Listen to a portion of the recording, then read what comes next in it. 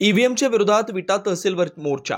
ईव्हीएमच्या विरोधात विटा तहसीलवर ईव्हीएम हटाव देश बचाव अशी जोरदार घोषणाबाजी करत निषेध मोर्चा काढून तहसीलदार योगेश्वर टोंपे यांना निवेदन देण्यात आलं। महाराष्ट्रामध्ये विधानसभा निवडणुकीचे निकाल लागलेत आणि महायुतीची सत्ता ज्या पद्धतीने आली याबाबत लोकांच्या मनात संभ्रम व रोषाचं वातावरण आहे। या निवडणुकीत ईव्हीएम मशीनमध्ये घोटाळा करून हे सरकार सत्तेत आलं असं लोकांची जनभावना झाली आहे। ज्या मतदारसंघात उमेदवार निवडून येणार नाहीत तिथं उमेदवार निवडून आलेत आणि जिथं उमेदवार 5-10 हजार मतांनी निवडून येणार आहेत तिथं 78,000 मतांनी उमेदवार कसे निवडून येतात हा लोकांच्या मनात प्रश्न उभा राहिलाय। अशा पद्धतीनं जर निवडणुका होणार असतील तर हा लोकशाहीचा खून आहे।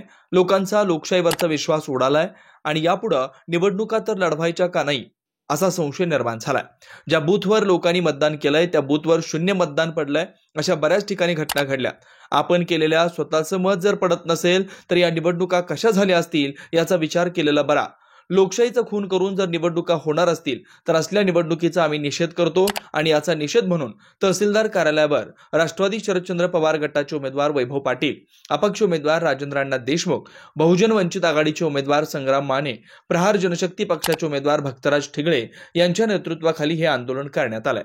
यावेळी तहसीलदार योगेश्वर टोंपे यांना निवेदन देण्यात आलं।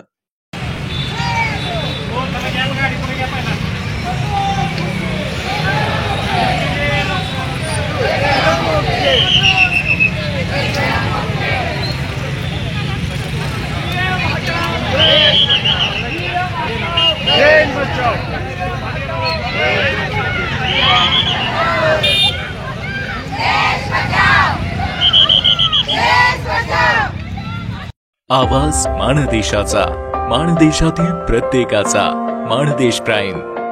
सबस्क्राइब करा आणि अपडेट रहा। नवीन व्हिडिओच्या नोटिफिकेशनसाठी बेल आयकॉनचं बटन दाबा। धन्यवाद।